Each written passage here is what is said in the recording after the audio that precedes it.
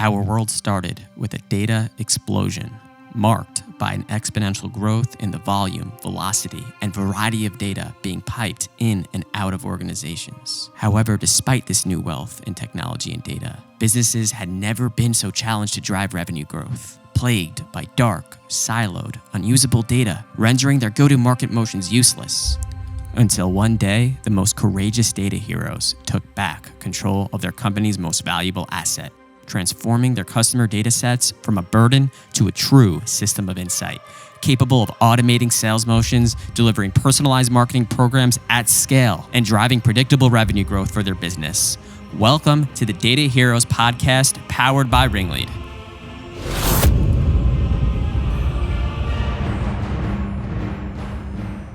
All right, welcome everybody to today's podcast, Talk Data to Me. We've got an amazing guest with us, a two-time and recently awarded a Marketo champion.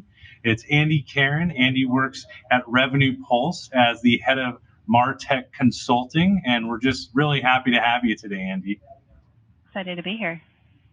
Yeah, so, we usually start off the interview process with just kind of asking about you and how your journey kind of formulated into becoming this data, hero or data superstar. Yeah. I think I was almost kind of born and raised to be in this position. It just took me a long time to find the fit. So my dad actually qualified for MIT, ended up not being able to go for a variety of reasons, but post that went into mechanics and engineering. He raced Formula Continental cars in California and built all his own cars. So that engineering component of the brain and the spirit was very present in my upbringing. And on the flip side, my mom was a photographer, so both the science of that and also the artistry of it. And so finding something that blended that very analytical and creative components, together in me was definitely something I was always looking for. And when I found Marketo, honestly, I just kind of latched onto it, maybe harder than I should have, but, pry it from my cold, dead fingers if you can, kind of thing. And that was back in 2012. And I've been in the platform in a variety of ways ever since. And it's my happy place. So. Yeah, that's amazing.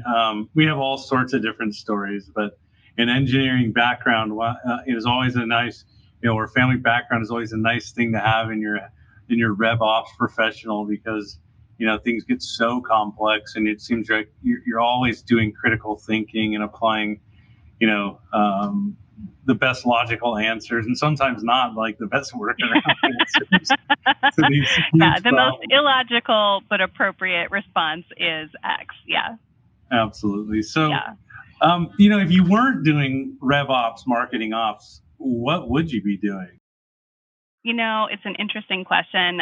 I was talking about this the other day with my husband, actually, and we were kind of laughing because I kind of feel, by no means am I on the same level at all, but like a little bit like Sherlock, where he always said I could have either been the greatest detective in the world or the greatest criminal. And I'm worried that did I not have, the productive, constructive outlet of Marketo, that I might be a more nefarious individual. I don't know. Probably nowhere good. That's awesome. Well, with your use of Marketo, I mean, you can have a ton of different personas as a user of Marketo, and I was kind of wondering, where do you kind of typically find yourself? Are you helping more with demand generation or lifecycle management or scoring, or are you just a little bit of everything? I cover all of it, but usually from one central touch point. And that touchstone for me really is what is doing it this way versus that way versus this other way going to do to the data down funnel? That's always where I'm coming at things from. Yes, we can send out this email, but are we tracking it correctly so that we have the data that we'll want and need about it later? Yes, we can run a webinar, but if we're not actually tracking who attends, or we're not using the correct statuses, or thinking about how the data flows from Marketo into your CRM, for example, Salesforce, and onto a campaign member, and from there being extrapolated out into revenue reporting, it's going to get really messed up, right? If we're not accounting for the fact that like touch point date timestamps are impacted by when they're actually added to the SFDC campaign potentially.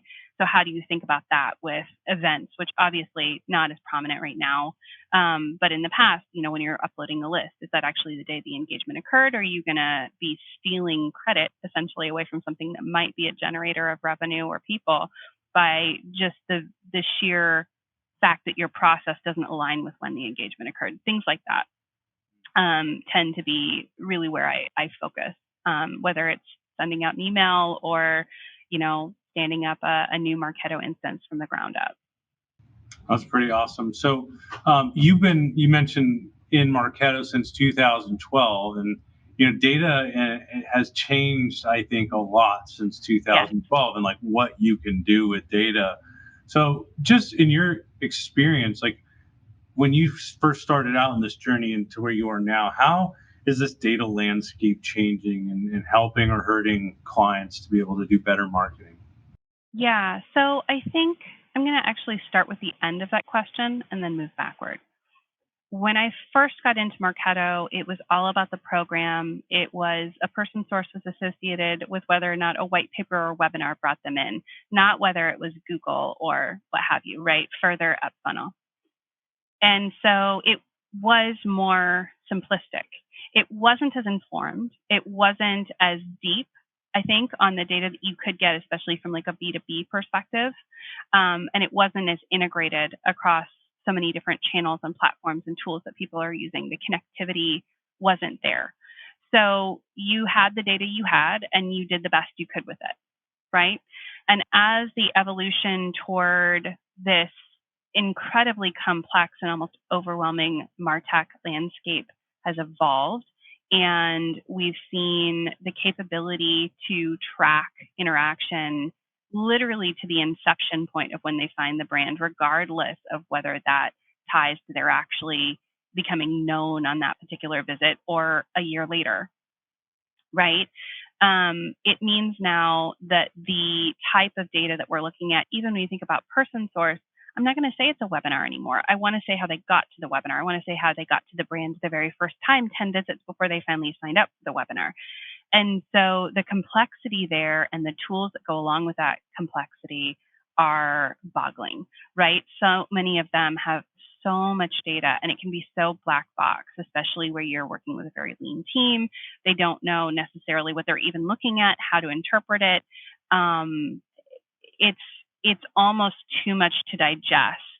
And even if you can manage to parse it out, there's still the, what does this actually tell me? What actionable items do I actually have off of this data, which is interesting and maybe somewhat informative, but it's not decision driving. And unless you have someone in your organization that knows how to tackle that and take that on, I think a lot of companies buy technology and expect it to do it for them, and then it doesn't happen, and they don't have someone either in-house or out-house, but out-of-house, that's not a good word.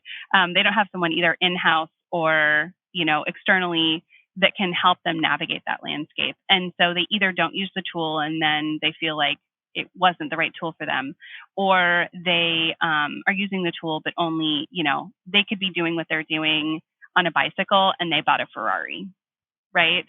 So I think that there's so much more you can do now, but the possibilities also can be somewhat limiting because you have to be able to actually do those things. And it's a small niche community who actually knows those tools and knows how to do that and can translate those things. And even then, it's still got a little bit of the like soothsayer casting of the bones. If I read the data correctly, it's telling me that we should spend more money in channel Y, right? Like it's still not a perfect science.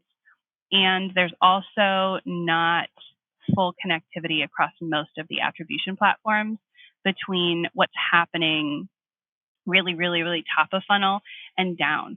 So if you go in and you look at, say, Google Analytics, and you're saying, well, these are the total number of visitors I have, there's not a connection point between that and what you're seeing for actual form fills, because there isn't, I've yet to discover a platform that natively combines that data into a unified view that really allows you to understand that really, really top of level down conversion as it occurs in most brands. It's just not there yet. Yeah. Yeah, I mean, I think you bring up a lot of good points in that answer. And one of them is, first off, maintaining a single profile of a person as they engage with your brand. And I think so that you can learn from them, take action from start to finish. And I think that's become a challenge because you mentioned connectivity, right? Now you got Salesforce or whatever other systems, and when data syncs from a Salesforce or another system into Marketo, it does funny things like bypass the email duplicate match and other things that create a segmentation of a profile into multiple profiles, and it's like it can be debilitating. And so, like, what do you guys recommend, to make sure that somebody who's running Marketo has a single profile of an individual from start to finish of the engagement? Yeah, I mean, I think you can either, have an intern who's going to be diligently merging people in, or you can employ technology that will police and use smart rules to merge the people that should be unified as a single individual. And also don't delete leads out of Salesforce and not in Marketo, because you will have orphans that you can never merge. Orphans. Yeah, you also made another point about the community, right? Like, I see the community expanding like exponentially. Yeah. However, I also am in boardrooms where they're like, hey, this tool is expensive. Like, we're not getting enough out of it. And it's like, well, you have to find these individuals or these groups of people that really understand Marketo, and then they can incorporate additional individuals to be point producers. But like, if you don't have that knowledge base, that it's taken you, I mean, it's 2021 now, 9 years of studying the system to get to the point where you're at. But I mean, that knowledge, it incorporated the right way, put into the right organization, can literally double or triple your sales. Like, it's a huge skill.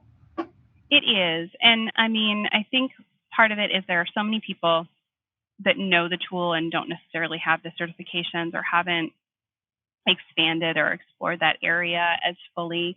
There are only, I think, God, it's like 4,000 people globally that have their MCE. It's a really small number, right? And when you think about the number of companies that are using tools like Marketo versus the number of people that can at least prove that they're an expert, there is a disparity. And I think that's why you see a lot of the consultancies like where I am springing up, because instead of being with one company and helping just one company be successful, I can touch 10, 15, 20, 30 companies over the space of a year or however long, to help kind of reset their compass and get their bearing in the landscape, and then they can go from there, or I can stay and actually like guide them along the trail, whatever that needs to look like for them or what they can do. But I don't think it takes 9 years to become an expert in Marketo. I've been in the tool for 9 years. I think about it a little bit differently now than I did several years before and years before that. But I think that I've seen people really dig in on the tool and really master it, and they've done it in 6 months, in a year. And no one will ever know everything about Marketo. There's like one person I can think of that maybe does. But like, anyone who tells you they know everything about Marketo is either lying to you or lying to themselves, because there's constantly a process of discovery of new things, new capabilities, new facets, new releases that come into the tool, that you uncover as you work inside of it. And so, knowing that you are, you're seen in the community as an expert, but you're constantly a student of the tool, and you're learning new, better ways to do things inside of there, I think is really important. But the community is also the strength of the tool, right? The capability to go in and post the most random, potentially stupid, I just need help question inside of the community and have 5, 10, 15 people who will jump up and be like, yep, I've handled that. I've dealt with this. Here's, some things to think about, and here's some other things to factor in as well while you're thinking about those things. And it's so unique, I think, this community of nerds that's grown up around this tool, right? And we nurture and foster it, and it nurtures and fosters us.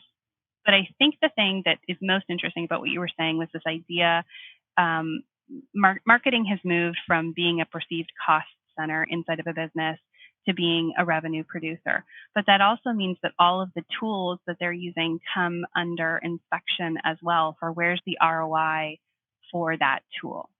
And the reality is, to do marketing in today's world, there are certain tools you just have to have. A marketing automation platform, whether it's Marketo or something else, is as necessary to running your business as having an office was pre-pandemic. It's just a physical space that has to exist in order for you to make business happen. And so it's not necessarily going to be ROI producing, but what you're going to be able to do because you have it is going to be exponential, even if you can't tie the dollar amount back to it, right? The things that happen organically when you're in office in a meeting space don't necessarily happen online in the same way that the things that you can do and execute and discover and create inside of Marketo wouldn't happen without marketing automation. They just wouldn't. I love that point. Yeah, it's like it's to a business as an office was 10 years ago. It completely is. And you're in a unique position actually, because like you said, you got to learn from some really great people and this community. Now you're in a consulting world where you get to help a lot of different companies at the same time. So I'm guessing, and I asked the same question to everybody. It's like, hey, everybody wants to do ABM, especially, B2B. If you're in B2C, I would say neighborhood, ABM neighborhood or demos, it still works. But I think ABM and just targeting is really the kind of the fundamental of this whole process. Is like, how do you actually make sure you're targeting the right companies, the right people at those companies? And so everybody's got a different formula for finding ideal profiles at the account or person level. I'm wondering if you have seen, with all this access to these different types of orgs, like what works? Yeah. So, I think a lot of organizations rely on third-party tools that can algorithmically spit out what is going to be a good target for them. And that's one way to go about it. If you have confidence in the tool and you feel like you have enough of a data pool to build a model off of, it's not a bad way to go, right? There are some things that just make more sense to outsource. I personally, even with a mechanic for a father, I'm not going to fix my car. I'm going to take it to somebody who knows how to fix cars to fix the car, right? And so there are specialized tools and roles out there because of that, right? And MOPS is no different. But if you're running with a very lean budget, with a very, simplistic organization where you have to do a lot with a little, there's native functionality inside of Marketo that allows you to do these types of things. Typically, if I'm building out a, ICP model inside of scoring for the demographic component, I'm using a combination of different segmentations. So to say, okay, here's a cross-section of our entire database based on whether they fit criteria 1, 2, 3, 4, 5, and those are, organized in prioritized based on certain criteria. And so they can only fit in one segmentation, right? And then I group those segmentations into literally just standard, good old school A through F gradation, right? So what group of segmentations is an A? Like, I absolutely want to talk to them. And then I blend that all together. And I think that's the thing that not everybody does is they'll just say, okay, so they're a VP, so they get 20 points. And then they're at a company that doesn't matter, so they get 0 points. Well, no, they should probably actually get 10 points. That person should be a C if those are the two things you're grading on, right? So blending it together to produce a final rank for where they fit against the entirety of the ICP, I think is the final component that's really important. And in a lot of the scoring that I do, I try to blend that together just in one score. So it is an A and then it's, extremely engaged. It's a B and it's extremely engaged, right? Those are different components that can be married together. And then I can use a floodgate system to allow people through. But you have to know who you are and who you're selling to and who your business is. If you're buckshot spaghetti against the wall, just trying to test it out, then, you're going to have to spend some time gathering data before you can actually build that model to say, this is my ICP. Because sometimes you think you know who you're selling to, and then you find out that there's a whole component of the business that you didn't even realize is ultimately the decision maker or the person that's actually opening the door for you to have an opportunity there in the first place. Yeah, I find that where customers kind of get they get kind of not confused, but like stuck at the point of gathering the data because there's so many options out there, and every company's different. Like some will sell to healthcare, or others will be like K through 12, and then others are selling to Fortune 500. And so, we actually created an exchange that where you can search a catalog to find vendors that meet certain attribute or coverage maps, right? Yeah. Like, to me, I've bought a lot of data in my life, and I never really like buying it. I have to go read Quora and LinkedIn and like blog articles and surf through like 30 ads from different companies before I think I've found what I want. Like, how do you make or help customers, or what have you found if there's like a go-to source or a go-to process for figuring out if there's a third-party source that's right to fit this ICP model to help with your analysis? Yeah. So, I think when you're talking about just starting from scratch and you don't have data to analyze, and so you're looking to just build something new, right? You're going to have to ABCD test, right?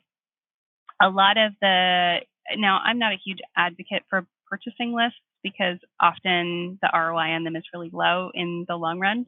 But I think that there are methodologies you can use to test them out, and it doesn't include emailing them, which in a lot of regions is not, legal anymore anyway. But, one of my favorite functionalities is native inside of Marketo for this purpose. I take a purchase list, I put it in, I make sure everyone's marketing suspended. They're not going to get stuff from us. These aren't people that have opted in, right? And then I sync them over via AdBridge in Marketo into whatever ad network I want to do, and I target them there, and I see what comes back, right? Because that tells me out of the list who is responding to the messaging that I'm putting out there. And that also tells me if there's a certain subsection or industry or sub-industry that didn't respond, was it because they aren't interested in what we do? Or is it because the messaging that we were using on the ad networks to target them just didn't speak to them? It wasn't their language, right? So there's always correlation there, and you have to be able to play within that. But if you're A/B testing your audience and then also A/B testing or ABCDEFG testing your messaging, it's going to help you start to narrow in on what works and who works. And once you have that, you can take that sub list of people that did work, right, and potentially push it back into the same ad network and build a lookalike list off of it to start identifying people that you don't have to purchase, that are companies that you've probably never heard of, who've never showed up on your radar, you haven't shown up on theirs, but suddenly you're able to present yourself potentially in front of them in a way that is more organic than just buying a list and being like, hey, somebody gave me your name and I think we'd get along. Like, that doesn't jive anymore. So yeah, I know. And a lot of times when I bring up like enriching data, I think the first thing we all think about is like, well, contacts. But I felt like, when we first hired BDRs, like I don't know, I've been at RingLead for 11 or 12 years, and we had all these inbound leads we'd never heard of, and like, wow, some of them are good, some of them are bad. Yeah. And to us, it's B2B. So like, I don't really care about the job title. As a sales rep, I'm like, well, the first thing I look at when I get a lead is I'm like, well, is this a good company? and so like when I do a lot of interviews with Marketo admins as well, and you're one of the few who's like, I mesh demographic, which is, or firm, it could be firmographic and demographic, or the ICP behavior in right? general. Yeah, so it's like, okay, well, there's two problems I see with scoring leads in Marketo. One is, when I get leads, I never ask somebody how big their business is, and they're like, any of that stuff. And then, if I have to then find the right vendors to give me that information so I can actually apply a demographic score. And then the second is, the leads in a marketing system are not leads, they're persons, and they don't have account association. So now I've got a problem where like, I can't get the account data because I don't have it on the lead. And then I can't just link it to my account in Salesforce to get the account data on the lead. So like, I got to go out and find it and buy it, and or figure out how to link it to the account object where my DNB or my Zoom info or whatever is like filling the data in. So like, how do you help companies solve those two problems of like, hey, we know what a good company is, but we have about 10% fill rate on that field in Marketo. Yeah. So typically when I'm working on building any sort of demographic model, one of the things that I always check is, what's your data fill rate on that field? It's lovely that you want to use this field, but guess what? It's only publicly released for companies that have to release that information, and you're not going to find it on anything that's, for example, not on the stock market. And so if that's the case, and 90% of the people that you're selling to are not publicly traded companies, then you don't want that field as part of your ICP, because you're never going to have the data you need to fill it in, right? And so, there are some data enrichment platforms out there that are reliant on the email address, and if they can match against it, they'll add whatever data they have. And those can be useful. It also is how you structure and set up the relationship between Marketo and your CRM. So, you have the choice, and it used to be the fashion, to withhold leads inside of Marketo and only pass them over when they were sales ready or almost sales ready or what have you, right? So therefore, if your enrichment's happening in Salesforce, it's not happening until that point. So then how do you make the decision? It's like such a chicken egg question, right? But the reality is, for attribution and other tools that are out there, the person needs to be in Salesforce as soon as you know that they're viable, meaning that they have an email address that you can deliver to. And that's the literally base level of viability required for that. Because then they can think over in the campaign member object, you have those correct time date stamps that occur in their journey across there. Now, if you choose to make them visible or not inside of Salesforce to your sales team, that's a whole other conversation, but they need to be in there, right? Some companies don't even use the lead component. They just immediately sync it to the account, because if it's in there and you can match it against the account, put it over there, because otherwise the salesperson is not fully informed on the fact that there are people in the database that don't align with the account, or that do align with the account you're trying to call on, that aren't there, right? So, the way in which you utilize both the native functionality of, let's say, Salesforce, and also ways that you can architect around what maybe Salesforce intended, but how your business actually works, are going to make the difference between a system that works and a system that doesn't. The more open your systems are, the more communication that's flowing back and forth between them. And the earlier that you provide that lead, the ability to then be in other systems that can enrich it, enhance it, help the entire process, the better off you'll be. Yeah, I think you just brought up a conversation that I have all the time.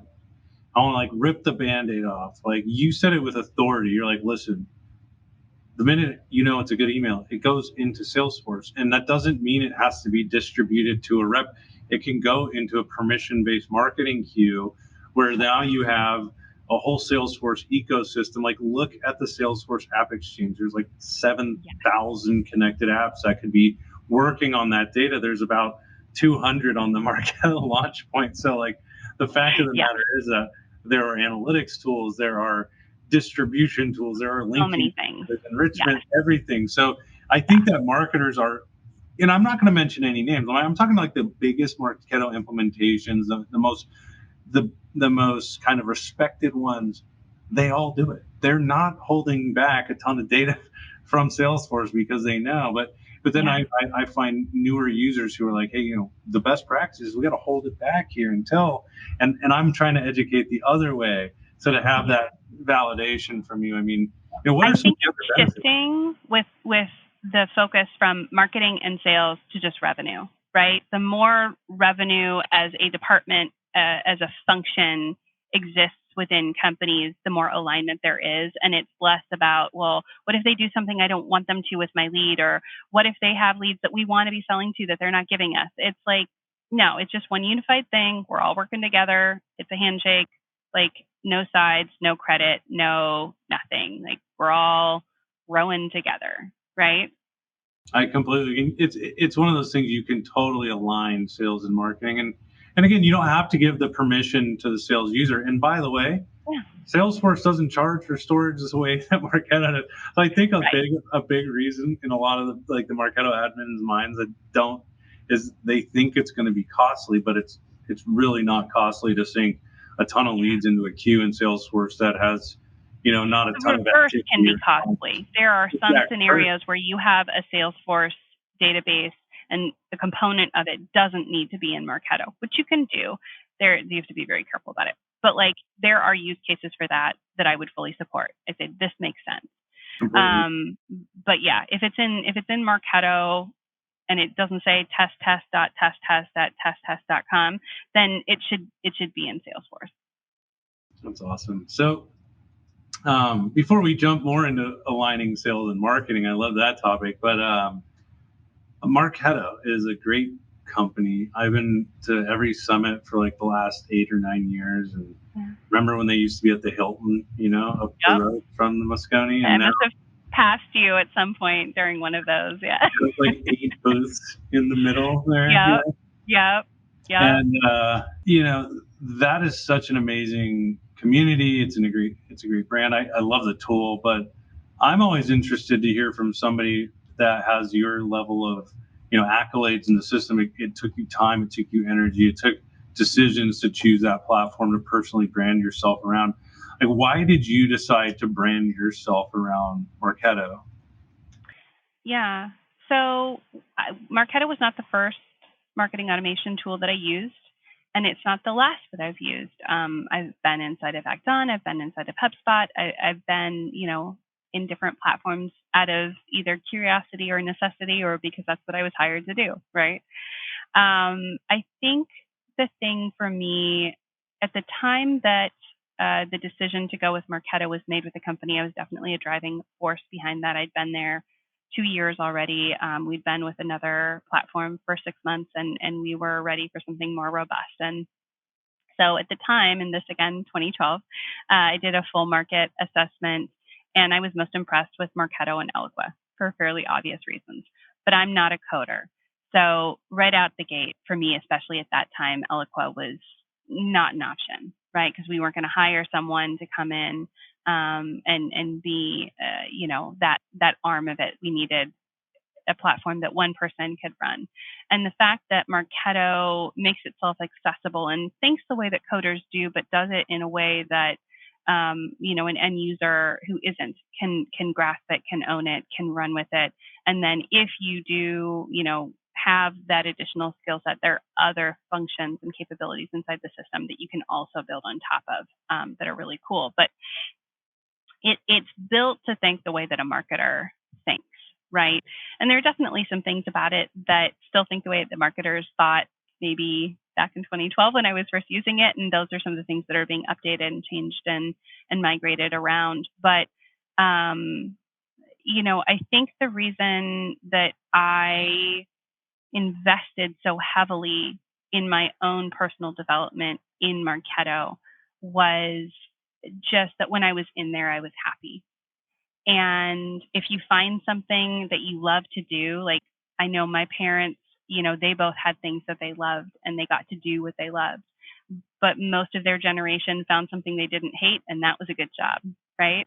Mm. And so our standards today are something that you like, or something that you love, or something that you're passionate about, which is a great goal to have, but also not very realistic. And I just happen to be one of the few people that actually found something that like I really love doing. And so I feel really, really blessed with that.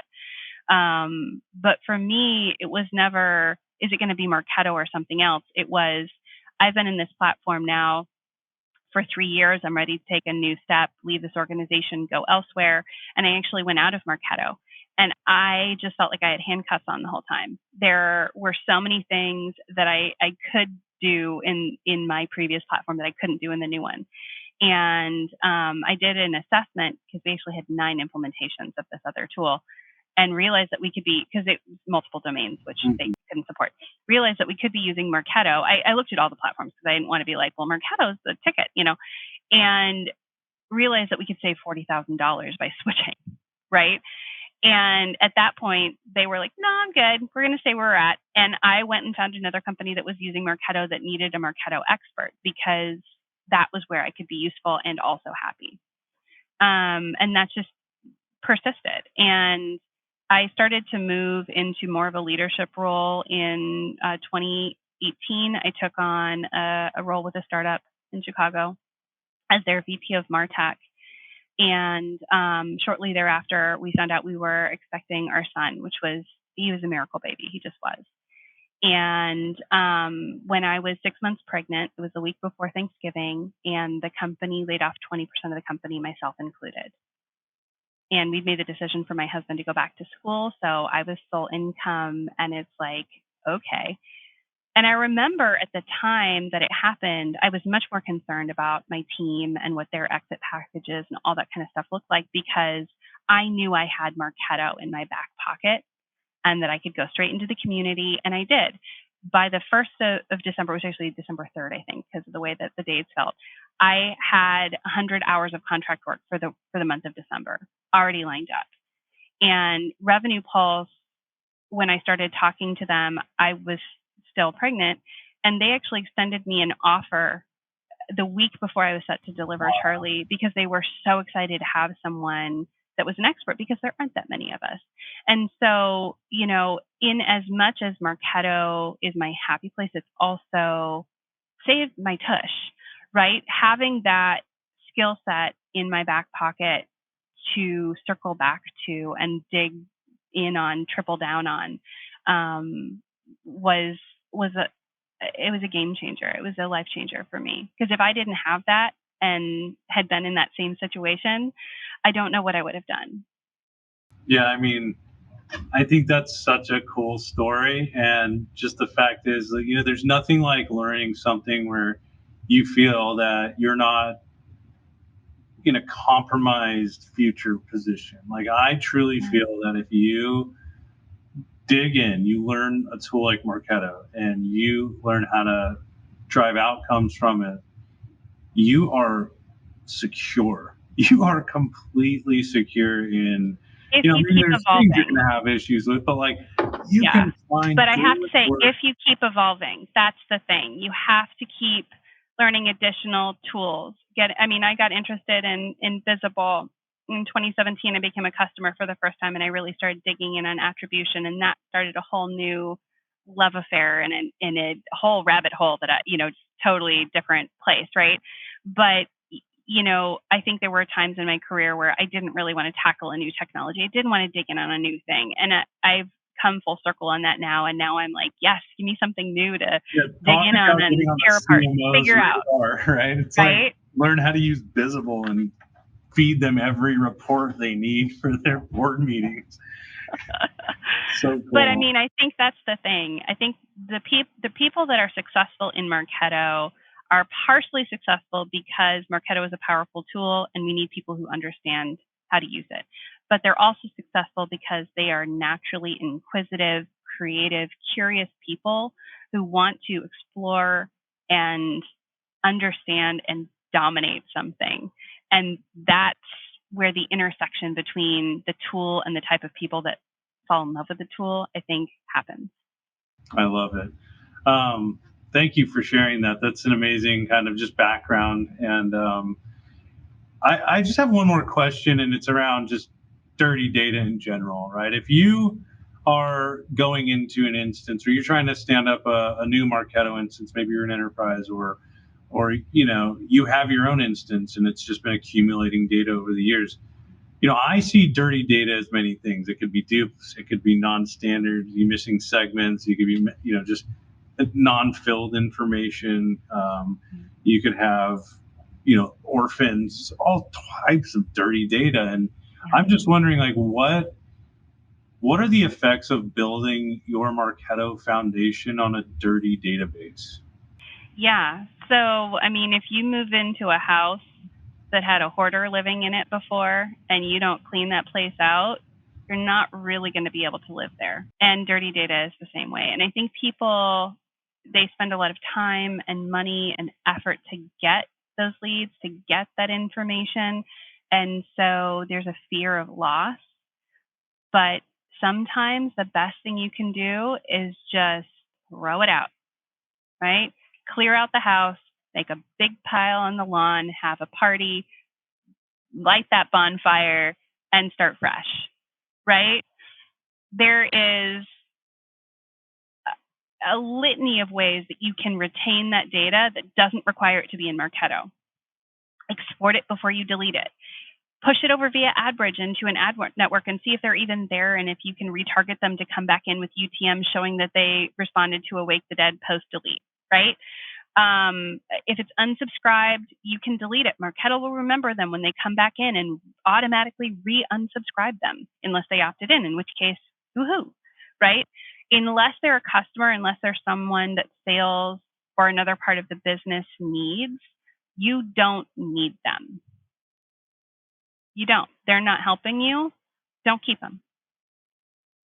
So if somebody does have a company that's willing to, with the right case, invest in a solution to clean their data, what are the strings you would tug on for that executive sponsor? Like, how do you correlate data quality projects to asking for budget? Because it's not something that the CFO or the CEO or approvers are thinking about. So Yes.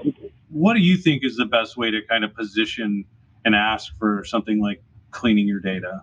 Yeah. So, I mean, I think you have to make a business case for it. And in this case, I tend to come at things from three vantages, right? So it's either a gain, it's a loss, or there's a proof against what I want to do.